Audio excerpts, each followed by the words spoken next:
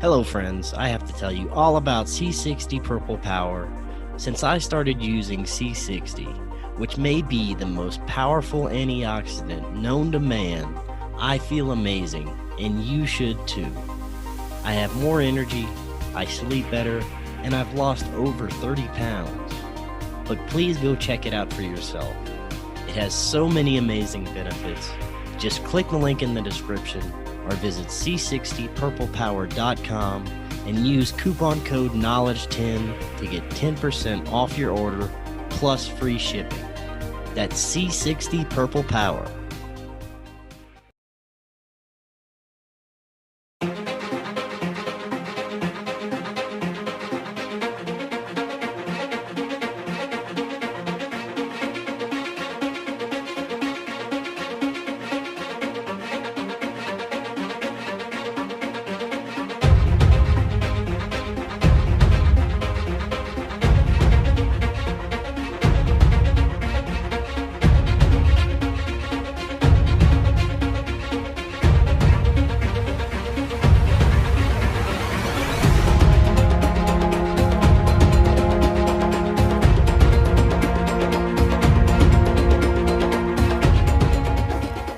Welcome back to Forbidden Knowledge News. I'm your host, Chris Matthew.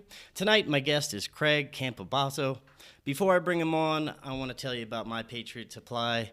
They are, of course, the experts in emergency preparedness. Right now, if you haven't noticed, we're in an extremely critical time in our modern history and a very unsure future. It really wouldn't hurt to have an emergency food supply.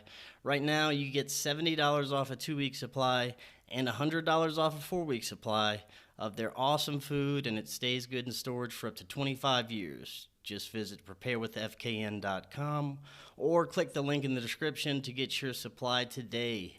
Please also subscribe to Forbidden Knowledge News on lbry.com. It's our official backup channel. We also have a brand new show called Beyond Classified, and it is exclusively on Rokfin, which is an amazing new uncensored platform for content creators. They already have some amazing content creators there already. Charlie Robinson, Sam Tripoli, a whole bunch of other great content creators. The recent videos that YouTube just removed from our channel that we put up the other day, they are now up on Rokfin.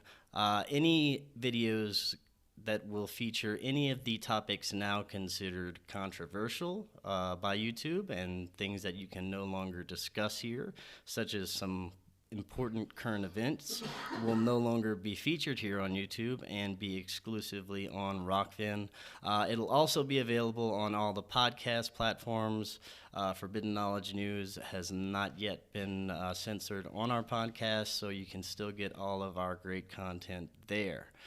So tonight, I want to welcome Craig Campobasso. He's an author and multiple award-winning filmmaker and Emmy-nominated casting director, and was 15 when he started in the entertainment business.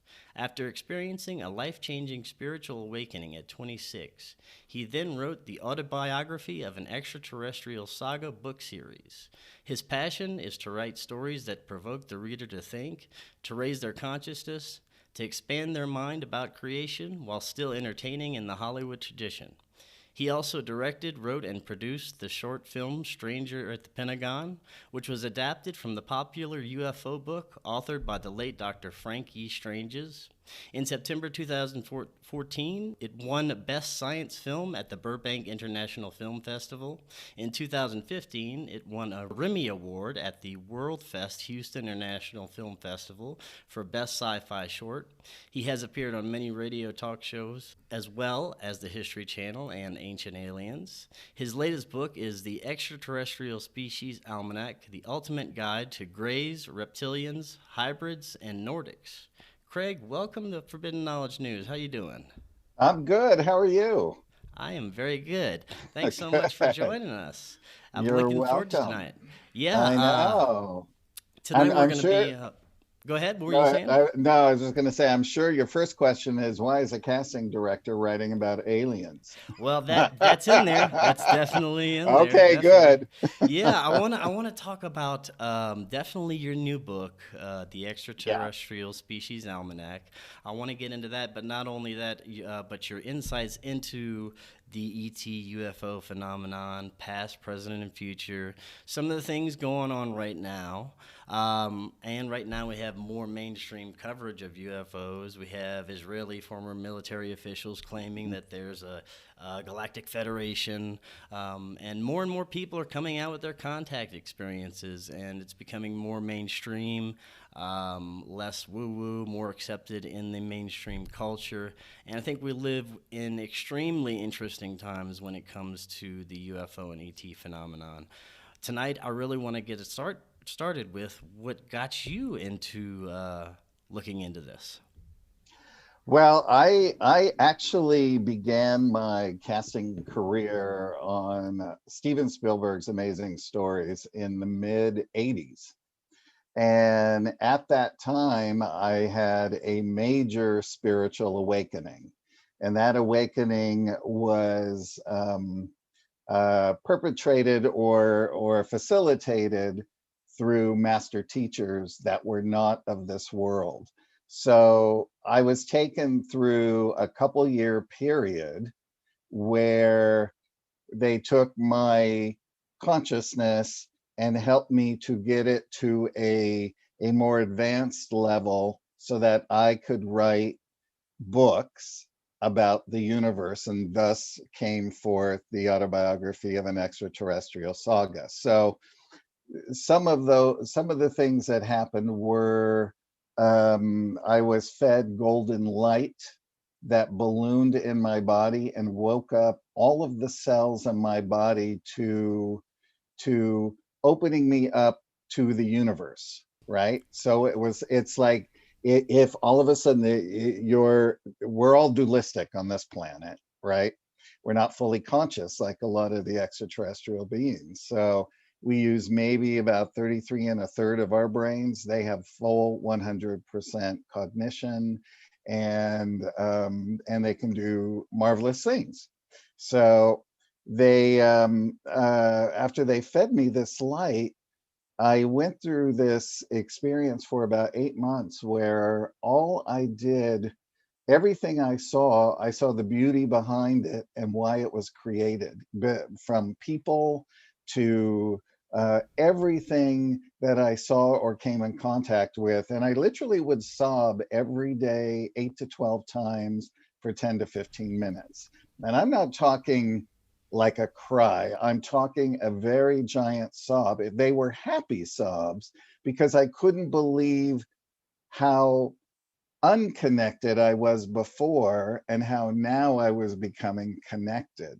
Well, could you And when take us you back and tell us exactly like what exactly happened? What was the experience that caused you to have these changes occur?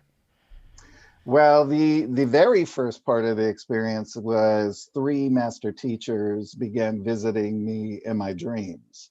Mind you, I wasn't even into science fiction. I I was just a regular guy working a regular job, and had no idea about extraterrestrials, about master teachers, about anything of this sort. And one night, all of a sudden, I have this dream, and I'm standing before these three beings who are just glowing with love. And I remembered waking up and thinking, wow, that was a pretty cool dream. That they were amazing. I mean, my whole body just felt warm and fuzzy from the experience. And this kept repeating for a couple of months. And then in the third month, I would wake up in the dream and realize that I was actually there in another place standing with them. And that went on for a couple of months. And then after then going into the fifth month, I would then have those two experiences. I would wake up, open my eyes, and they would be standing at the foot of my bed in their astral forms. So I realized that something was happening. I didn't know what it was. And then the next step was being back in their realm, being fed this light, going through this 8 month period of connecting to the earth and to the universe again. And then the next thing that they did is they ignited my light body, and that meant that I could astral travel off planet. So I started going off planet and visiting other worlds, seeing other beings, sitting in classrooms, that kind of thing. I could almost, once that happened several times, I could feel myself leaving even when I was conscious during the day. Like my astral part of my astral self would go, learn, come back, store the information in my body. And then when I needed it, it would just come out naturally. So I went through a couple of years of moving towards becoming more fully conscious. We're all striving to be fully conscious. Um, but what ended up happening is I wrote a book that was about 400 pages long about all these experiences that I was having, and I went to Mount Shasta. And when I returned, one of the master teachers, when I meditate, they would come in through. They come in through.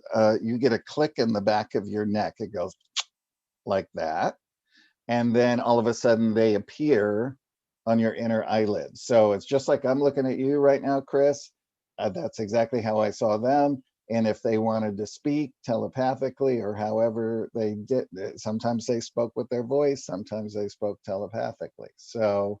Um, so the main master teacher said, "What would you say if we told you you wrote that book for yourself?" And I said, "Then I learned an awful lot about myself." And he said, "Now it's time to sit down and write the real book." And he said, "And when you sit down, I don't want you to edit. I don't want you to stop writing. I want you to write and write and write until you can't write anymore." Right. So during this whole process, I lived in a one-bedroom apartment at the time. There became three portals from which their energy forms would come through. And one was in the living room. So since I didn't have an office, I had a typewriter, one of those old IBMs, on my kitchen table. So I would see their energy form. They would wake me up at 3 a.m., by the way, in the morning to start writing, because they said the brain waves were calm then, and it was easier to receive the information. Um, so I would sit down at the typewriter, I could see the energy forms come through, and because their energy was so escalated, my body would just sit there and ring with chills for like 15 minutes. And then I would just sit and I would just handwrite and write and write and write until I couldn't write anymore. And that basically was the process. And then it graduated to um, them coming and sharing themselves. So through telepathic, each race has a lot of telepathy is, I always thought, was one way. You spoke mind to mind, but there are many other components to it, and it's different with different races, as in the Extraterrestrial Species Almanac. But primarily, the awake beings, what they do is they share, not only when they're sharing the experience with you and telling you about it, you're actually visually seeing it in your mind's eye, but you are feeling the feelings that they felt, and you are gleaming the the lessons learned that they learned, and it almost becomes a part of you because we're all a part of each other, right? So it's really a beautiful thing, telepathic communication. Yeah, I've had my own contact experience with telepathic communication, and it was an instantaneous, really, beautiful, good feeling type of communication that I'd never felt before. So Yeah, I know exactly what you're talking about there. Now, as that's far as good. the masters that you're talking about, what race or species would you say that these beings were? Well, two of them were Maramayams. They're actually in the Extraterrestrial Species Almanac. and they are also a part of the autobiography of an extraterrestrial saga. They are the beings from the great I Am, and we're in, as I say, we are in super universe 7. They are in super universe 1, on the first world created that cannot be duplicated or destroyed. So from there, everything comes out through all of goes out into all of the creation as well. So they're very highly advanced. um Would you they consider taught them angelic beings or Yeah, well, celestial? I think they're even beyond celestial and angelic. They're probably ultra angelic, in that respect. But they are the most loving, caring, beings, and they taught me what the meaning of thought was. Like, I never understood our emotions. I just knew when I got mad, I got mad. And when I got jealous, I got jealous. And when any emotion I experienced, I just experienced it. But I never thought about what it was and what it was doing for me, or the principles of thought, that here you and I are having a conversation. And so now we're thinking about, so now I'm having a thought. So Chris, let's go have dinner, right? And so we're both thinking about that thought. And then either one of us can either terminate that thought, meaning, oh, I can't go to dinner because of blah, blah, blah, COVID. Or yeah, something of that nature. And it can be when you're getting down even into more esoteric, deeper issues and things like that. Um, so we have the power to create or destroy a thought. And no matter if it's positive or negative, we are responsible for it. And once I learned that, then I learned all about the emotions, that they really are the universe's spiritual tool that help us quicken ourselves to get to use our heart instead of our mind. All of the beings, all of the extraterrestrials that are fully conscious are all heart based. And that's why you see them picking lots of people that they make contact with that are heart based, especially also in South America. Lots of contactees there. Yeah, that is very interesting. Yeah. Now, these m- most of these beings, you would say, are benevolent. You know, the ones that you've had contact with, and your almanac lists. I don't know how many was it, 80 something, 82, 82. 82. Now, how many of these are actually interacting with humans and on a daily basis, and or have regular, you know, interactions with humans? Well, there's lots of humans that are living on Earth and working on Earth in jobs. And they're here because they want to be present on Earth, because their energy is so high vibratory that those around them, it automatically pulls people up, right? So they're like, in the case of Maurizio Cavallo, who's in contact with the Clarions. Um, these Clarions have been living on Earth since the 1980s, and they have a joint base with other fully conscious races below the Amazon, right? So, um, sorry, little indigestion there from my dinner. But there are so many different races that are visiting here. There's well more than 82. I only picked 82 because Paul Hellyer, the former Canadian Minister of Defense, at one point said that he knew of 82 races that were visiting Earth. Um, and so I decided, okay, well, I have to pick a number. So I'll pick that number. And although that there are many more, I mean, I had to sort of pick and choose which ones I would leave out. And maybe, you know, if we get a Almanac book too, we can put them in there.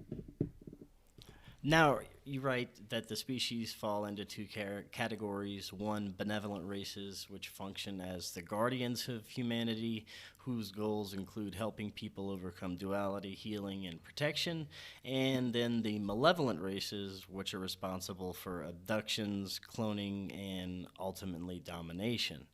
Uh, Right. Now, to me, when I look at our planet as a whole, when I look at the work that I've been doing, interviewing abductees and contactees, when I look back at their stories, when you put everything together, I often, wonder if our planet is some sort of experiment and these different races have different agendas or interests in this experiment Earth, and what this is, and, what are the malevolent ETs doing, and are the benevolent ETs doing anything to prevent it, and how do they interact with that?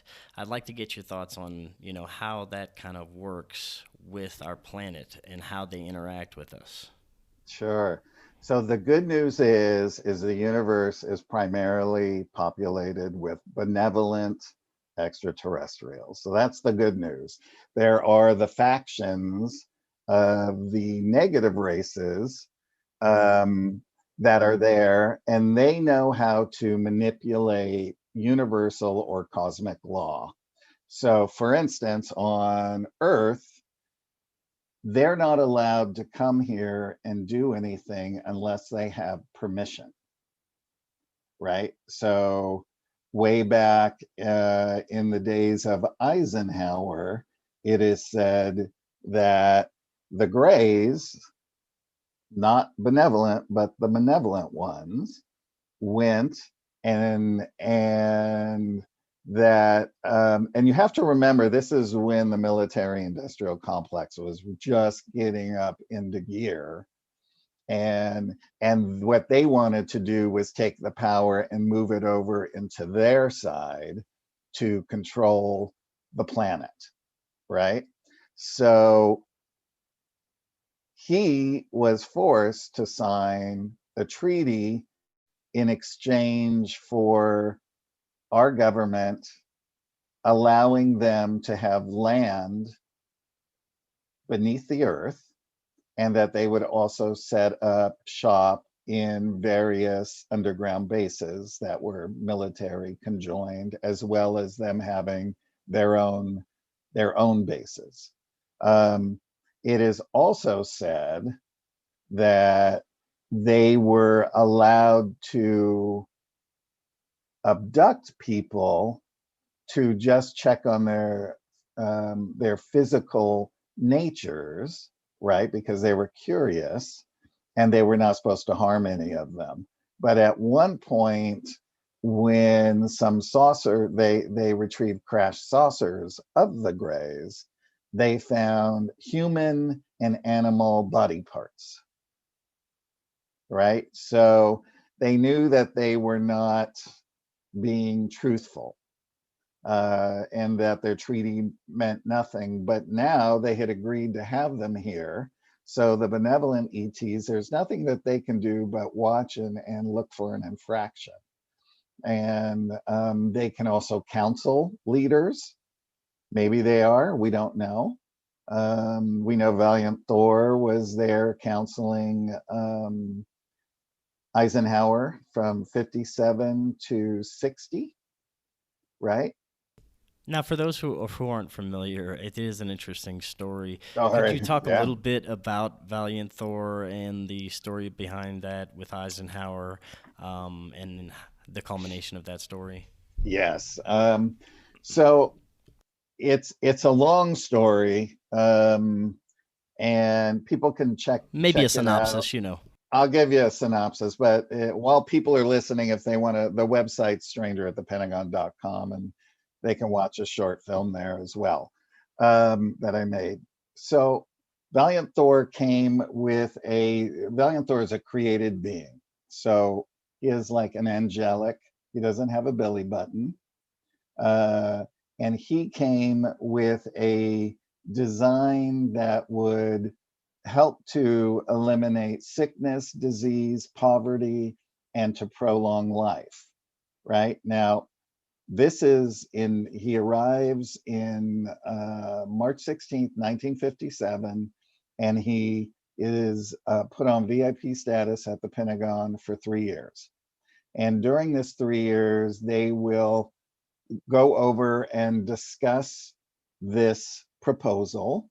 And what Valiant Thor wants them to do is implement it throughout America, and when proven successful, then to the rest of the world. So Valiant Thor is not only, after his initial meeting with Eisenhower and Nixon, then he starts to meet with the Joint Chiefs, CIA, NSA, FBI, and all of that. And of course, they want his superior technology because they don't have this type of technology that he has, which is organic. And so, long story short, he is there, and they end up turning it down in the end. Eisenhower and Nixon were for it, but the military and the rest of them turn it down because they say it would knock the economy off its rocks, right? And it would turn everything upside down, and doctors, nurses, pharmaceutical companies, everything would no longer exist. So, of course, it goes back to the main thing, money and greed, right? So, also bringing free energy, and also talking to them about atomics, especially.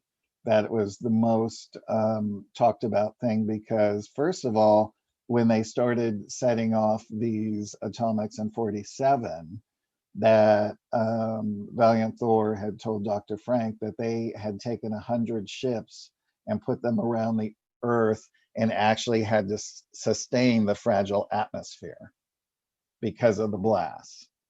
And that not only are they disrupting life in this universe, but it's a rippling effect into the other dimensions and life in the other dimensions.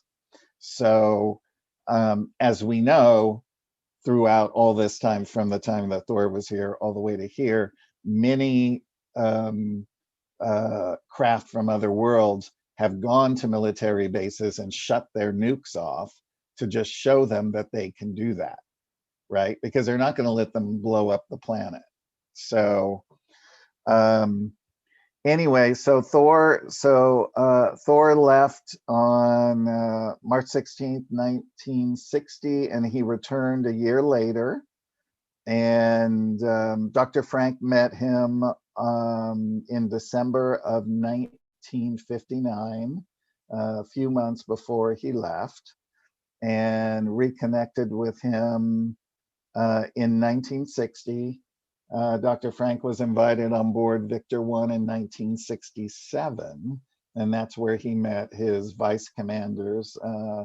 There's 4 of them: Vice Commander Dawn, Teal, Thawne, and Zan. And he was given a tour of Victor 1, which is a 300-foot in diameter craft. It's double-deckered, and it's quite spectacular. I have the blueprints. The actual blueprints are on the poster, which is on the website. So it's a real fascinating story. And Dr. Frank is no longer with us. He passed in 2008. So I'm sort of like the custodian of the story at this point, and we're gearing up, and all we're doing now is just trying to find the rest of the financing to make the feature film. Oh, that's going to be great. Oh, Uh, it's going to be awesome. Wait, yeah, I look forward to that. believe me.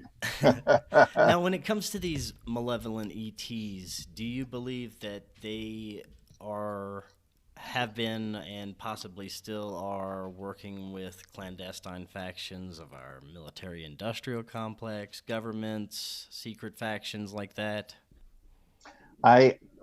I do not know for a fact, but if my intuition says yes. Other ufologists who are more involved in the field, I talk to them a lot and they say yes. So, because it's all about controlling this giant biosphere, because everything on it is a resource, not only to those in power, but to those malevolent forces, malevolent forces. I was thinking of Malevolence, the movie, Right. Malevolent, um, and uh, and everything is a resource. Even we're a resource. So tell us a little bit about, I guess maybe each of the races, kind of a few of each of them, starting with some of the more malevolent ones. You mentioned the Greys.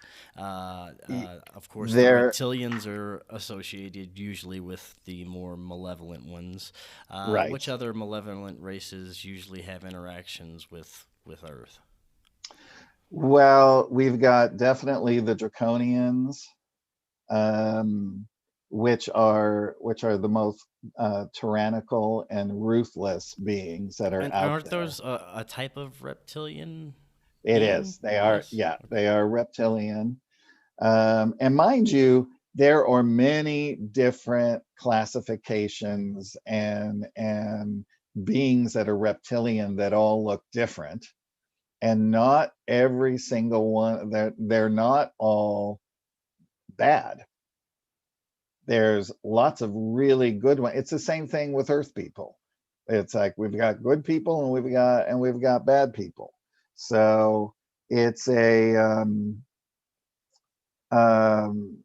it just sort of depends on what you're talking about. Well, we're just going to talk about the Draconians from Orion, where the original Orion Wars came from, and all of that. And they basically um, they have a hybridization program where they take other aggressive races and then they create a new species that they can control, right? So they may take a gray and a reptilian and maybe some dinosaurian DNA from like a raptor like being and put it in there to make them completely tyrannical, but that they can control them because they have this telepathic hypnosis power that the Greys have, that where a lot of abductees, and I'm sure you, because you've interviewed so many, that when they look into your eyes, you're hypnotized, right? So I call it telepathic hypnosis.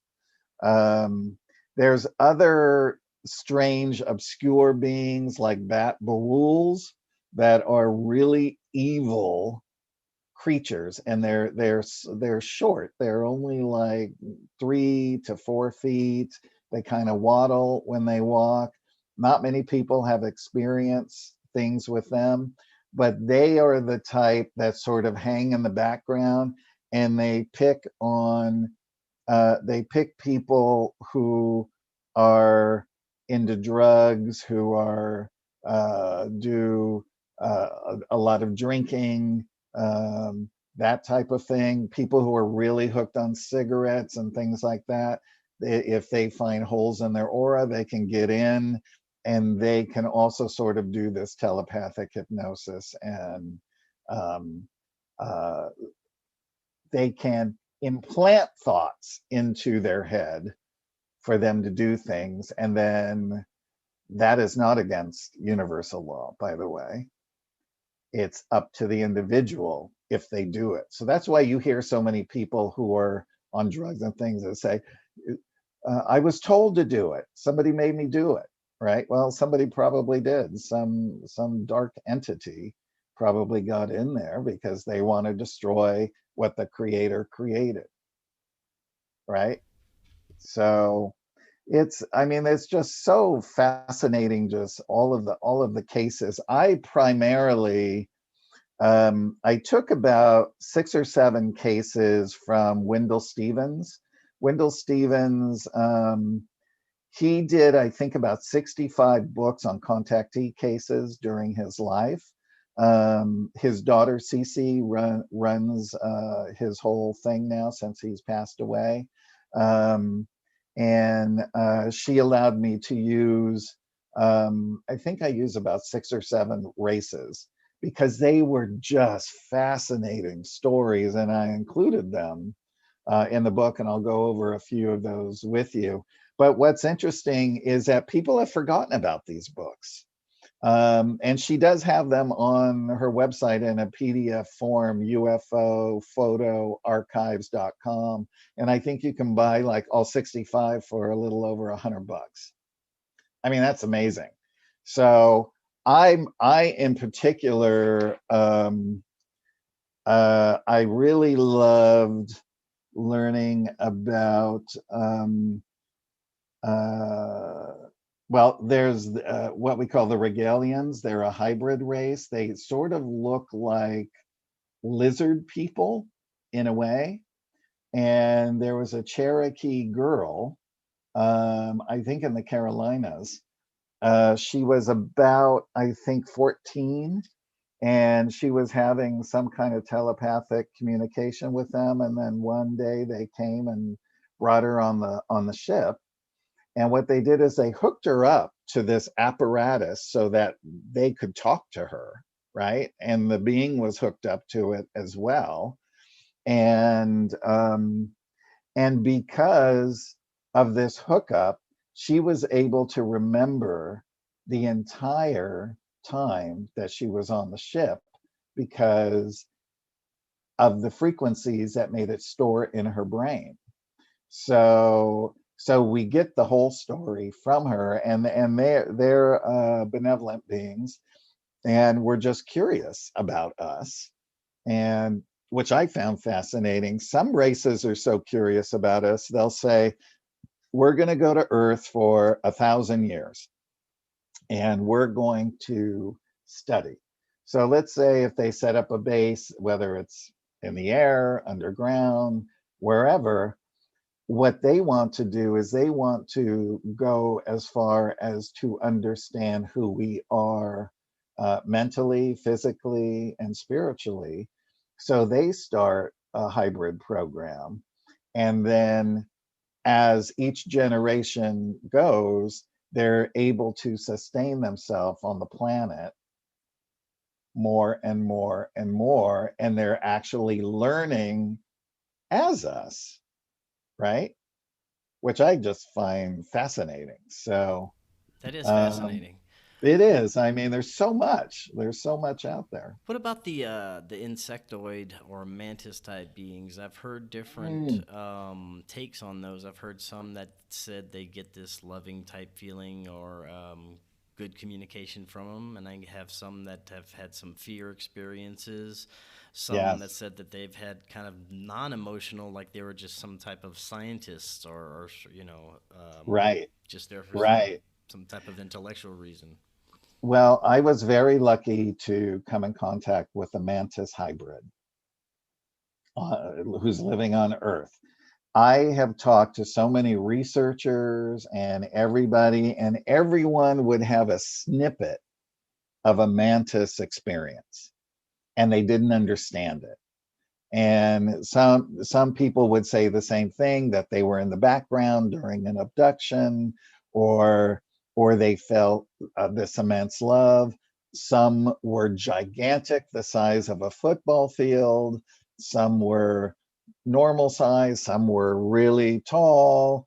Um, Primarily, they're on their craft. They're more telepathic because they don't have real hands to use. Um, but the hybrid, it was interesting, and she's writing a book about it, which I'm very happy about because I think a lot of people really want to understand it. But she said they have emotions, they're just not able to show it. So if you are an advanced being and telepathic, you will feel and understand their emotions when you interact with them. And that primarily they are loving and caring beings as well. And it started to make me wonder, so if maybe are they there facilitating to make sure the grays don't harm the person?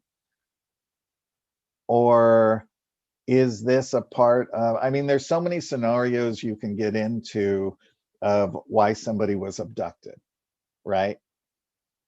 I mean, I have talked to lots of abductees. I've seen them that have, I saw a guy they took on a ship and he came to my house. He was so terrified. He pulled his eyeballs up and he showed me they put an apparatus behind his eyeballs so that they could see everything he was seeing. And he showed it to me. Yeah, I mean, that was just unreal. Um, Another person they ended up like two prongs were coming out of the roof of their mouth. They didn't like put whatever they were putting in correctly. Um, I've got a friend who's got a tracking device in his arm. You can take a magnet, move it all up and down his arm, right? And he doesn't want it taken out.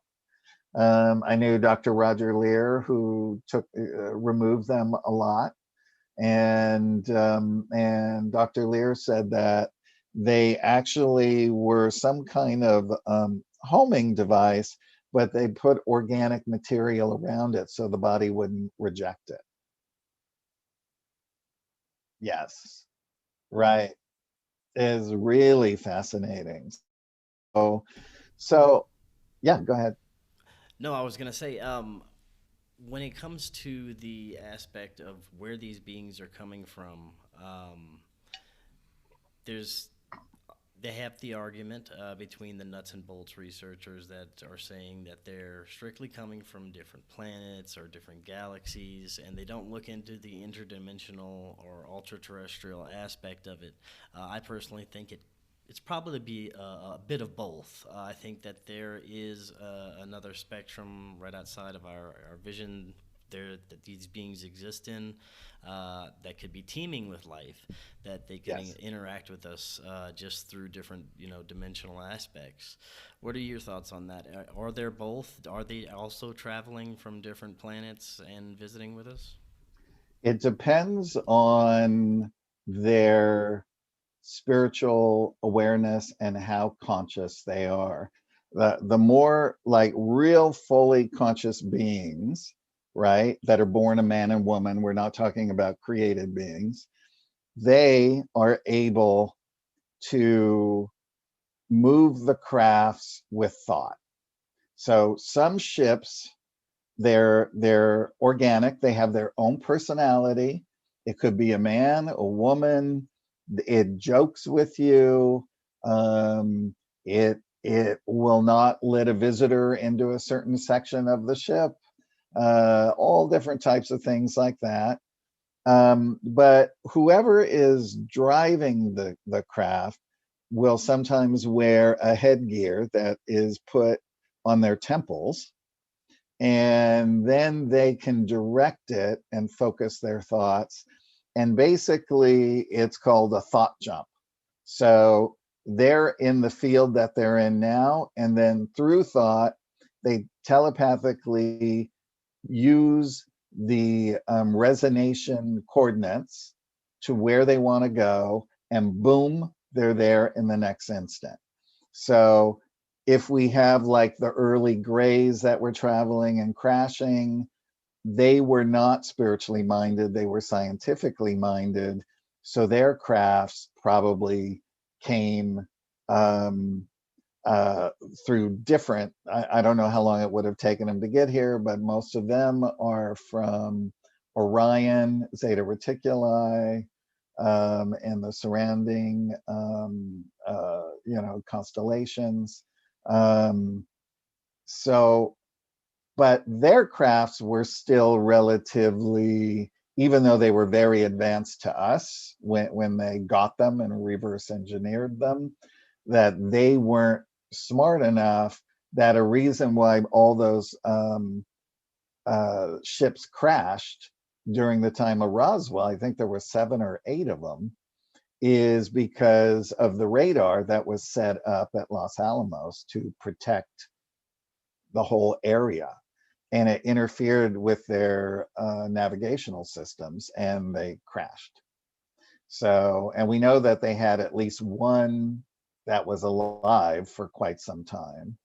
And Clifford Stone, have you ever had Clifford on your show? No, I haven't yet. Oh my God, you got to get Clifford Stone on your show. He's awesome. I mean, he used to interface with the being, right? Because the being liked him and he could understand what the being wanted and could have these telepathic conversations. So, and there's, I think, a couple other people that did that as well. So we know Hall with the tall whites did, with grays and with the tall whites. And I know there was one other person, I can't think of his name, that I know of. Now, speaking So of communication with these beings, it seems that through when we look at our ancient past, pre-flood, pre Babylonian, early pre dynastic Egyptian, that there were contact, that there was open contact and communication with otherworldly entities, and it was an accepted and normal thing.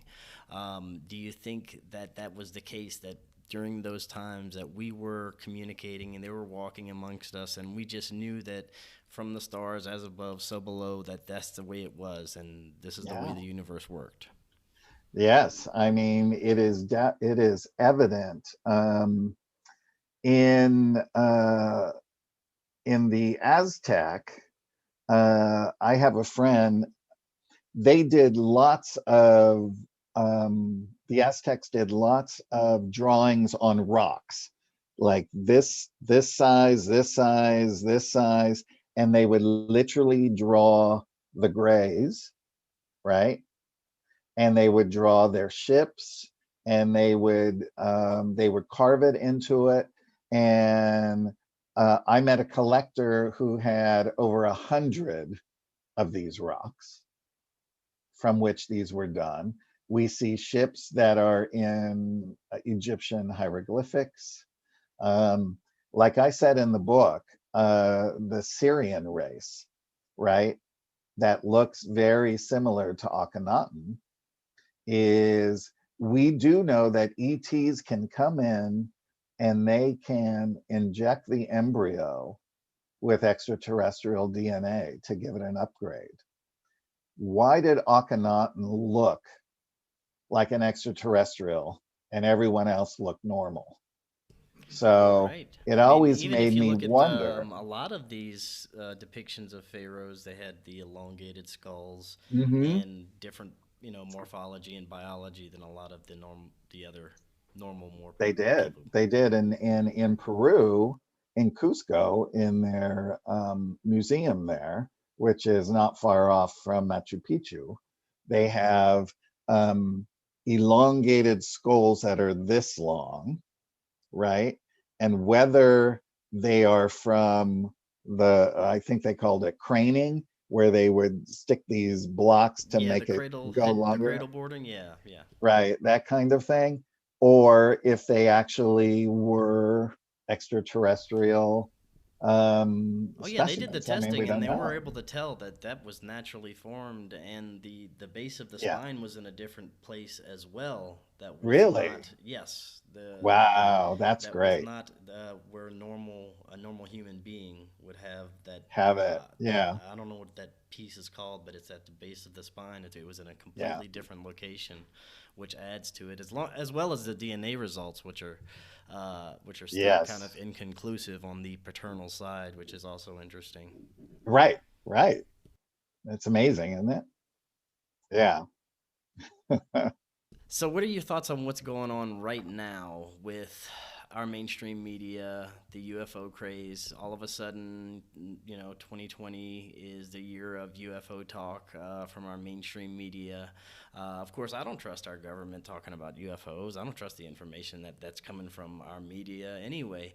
But why now, and what's the purpose? There has to be an agenda if it's coming from our media, if it's coming from our government.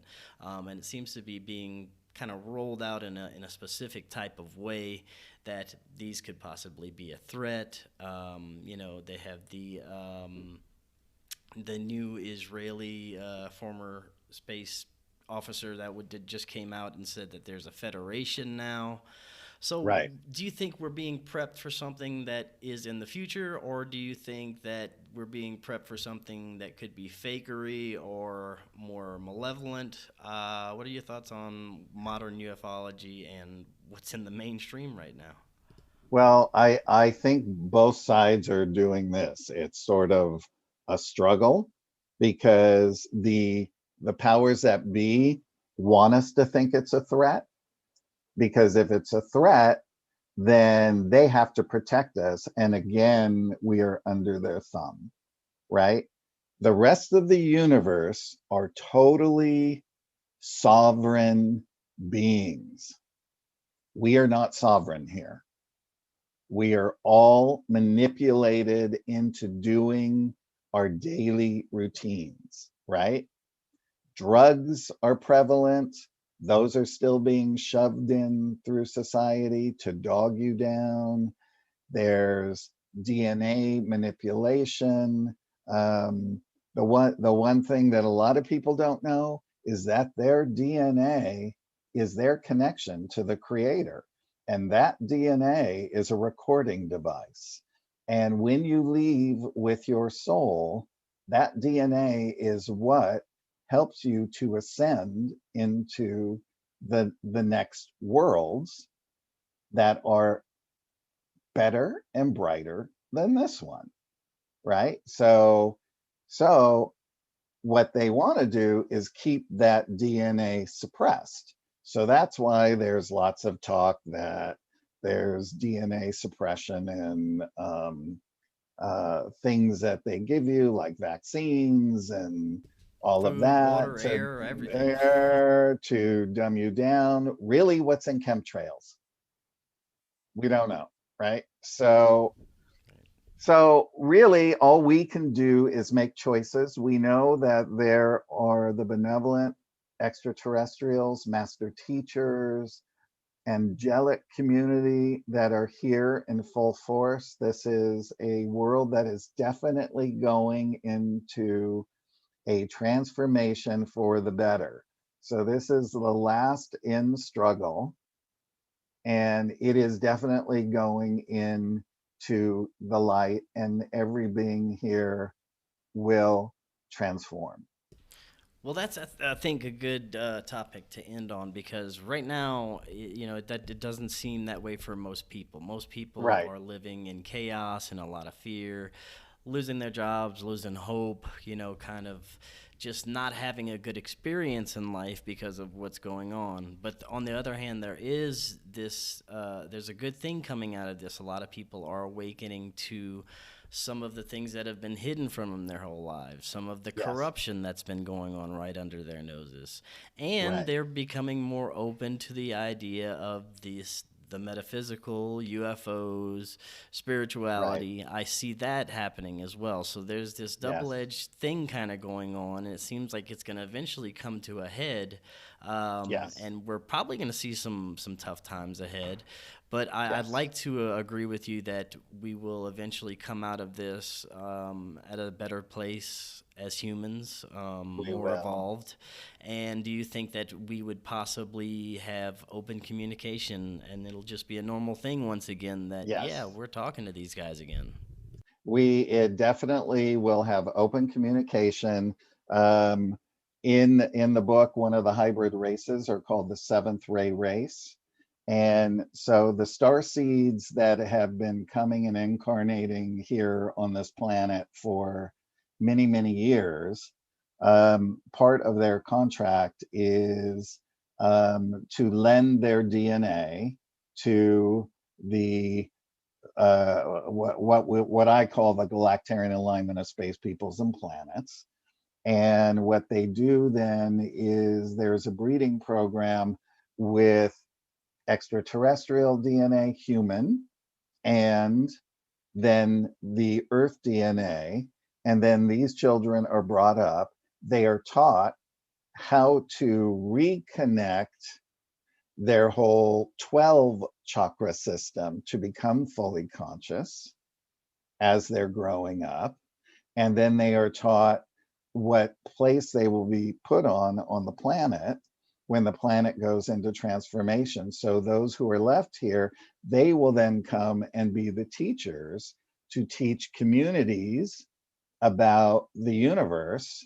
And then the people who are here will teach them about this. And therefore, fear is wiped away because they are part us and part them, right? Yeah, right. So it's, I mean, it makes sense. It I makes think fear total is the sense. the biggest thing that's holding us back right now, and it's Yeah, intentionally being spread, unfortunately. yeah, but if people were to see one of these beings and experience them, it would all be wiped away because all they'd see and feel is love. That's how you tell the difference. If you look at something and you're terrified of it, run. Right. If Yeah. it's all about love and you're just feeling it, then see what it's all about and see what learning you can gain from that. Yeah, I'd agree. Just from Yeah, my own experience, because of the feelings of love that I felt. Craig, thank you so much for coming on tonight. Before you head out, tell everybody if they're interested in reading your books, watching your film, sure.